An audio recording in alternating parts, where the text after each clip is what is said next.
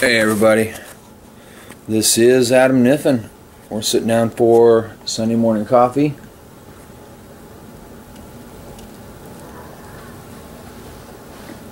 Oh shit, what a week. So, I went from, oh dear, basically dead in the water, nothing to do. My part-timer was getting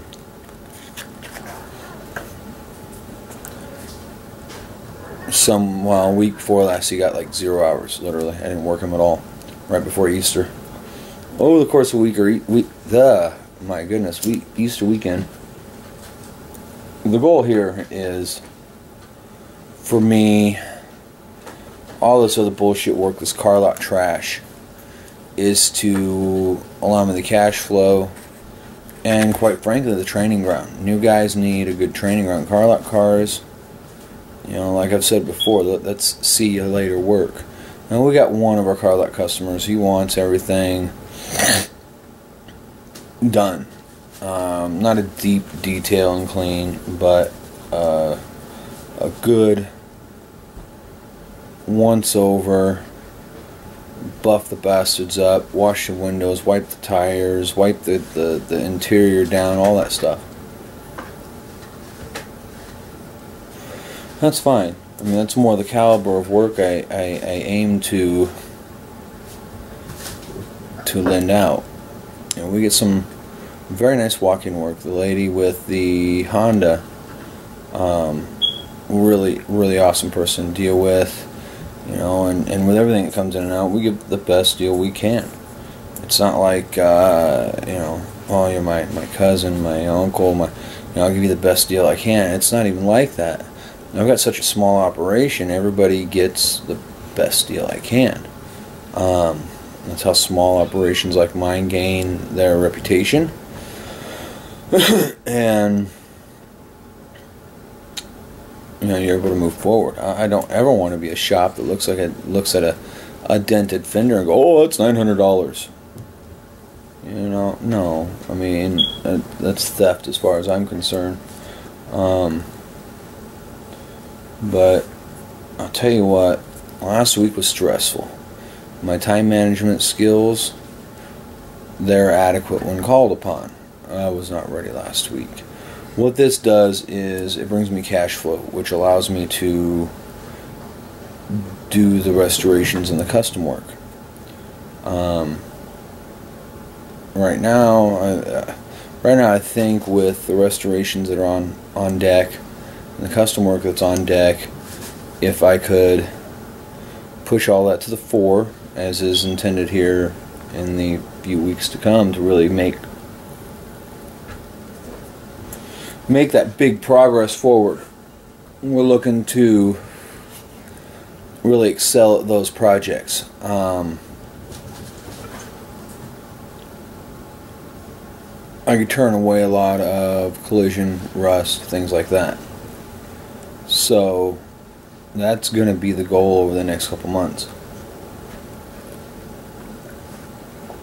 Tough thing about restorations, and I think everybody's found out and knows, is, you know, you find the parts, you get the parts, it's a lot of labor intensive work, and to work on one restoration, you know, successive days, that's fine. If you've got a fat pocket to do it, that's fantastic. I aim to get a fat pocket so I can do that. I'd rather see more of you folks with the old stuff coming in here, you know, and some of the stuff I've dealt with was folks doing it themselves, but they get into a technically difficult portion and need help. Cool, okay. I've seen some that were real messes, just cobble. Whoa. I mean, I need to go in with a hammer and just knock out a bunch of Bondo and start over, basically. Start stretching steel, and but by and large, it's not that way, and I don't take on those projects. Usually, the people that do that level of work to their own stuff, they're just too much to deal with. You know, we've talked about getting my garage at a status of big shop. I don't mean big shop like Mako or anything like that. I don't want that. I want big shop. My kids running through. It is Sunday. They're here with me. You know, big shop by way of, you know, Omaha Pa, maybe a lift. Maybe not. I mean, I don't really need a lift for what I do. I didn't need a lift when I did service work. So, you know, a more established area, building, standalone. And it leads into my next point is, oh my God, if I get another customer call me on my phone at 9 o'clock on a Sunday, and yeah, I'm a lazy bastard, okay? Sundays, if I'm out of bed at 9, there's something wrong. So that being said, I just not. That's another reason to get rid of the car lot stuff. It's high pressure, high speed repairs. I've got some really cool metal fab in right now for a gentleman. I'm not going to disclose a lot about it. He asked me not to publish or video, or he's like, you can photograph it for portfolio purposes to show people.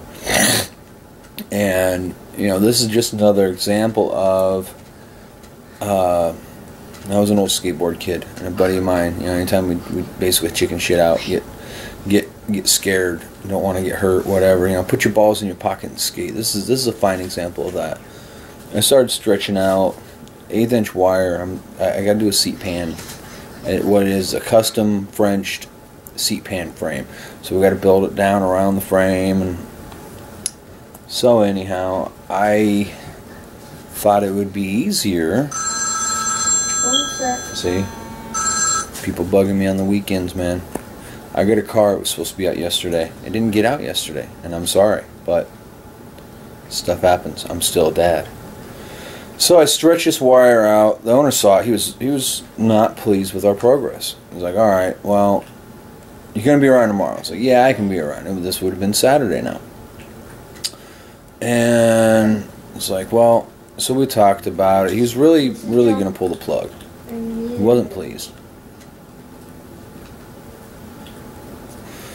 So finally, I just gave up. We had some clay molded in what he wanted.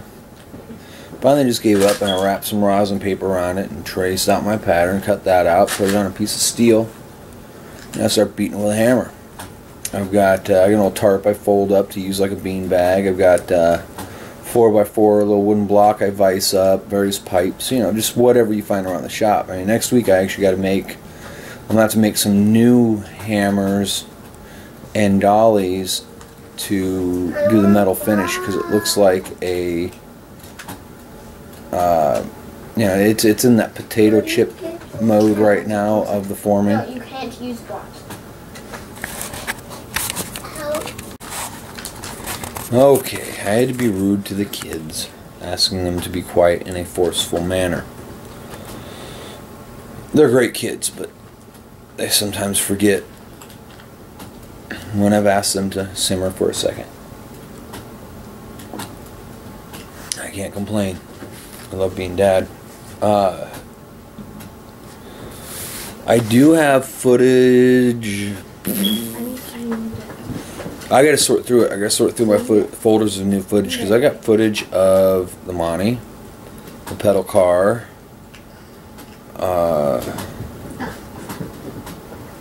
I've got a steering suspension replacement video that we got going on a 4x4 GMC, ball joints, wheel bearing, that type of stuff. So I got to start going through and getting that edited out and put up. The Monte Carlo, I've had footage and I've been adding to it almost every day, up in edit phases for the last almost 2 weeks. So we'll see about that. We'll go from there. One other thing, I just want to stop by, say good morning, have a cup of coffee with y'all, and really complain about people bugging me on Sundays. I don't care if your project was supposed to be out yesterday or not. It's Sunday. Chances are you won't get it till Monday morning. It's just the fact of it is. I get those projects out 90% of the time on time. We had a Grand Prix that the rockers were all rotted out and the rocker covers were just hanging on the ground, and that was a real issue, and that we lost some time on a project.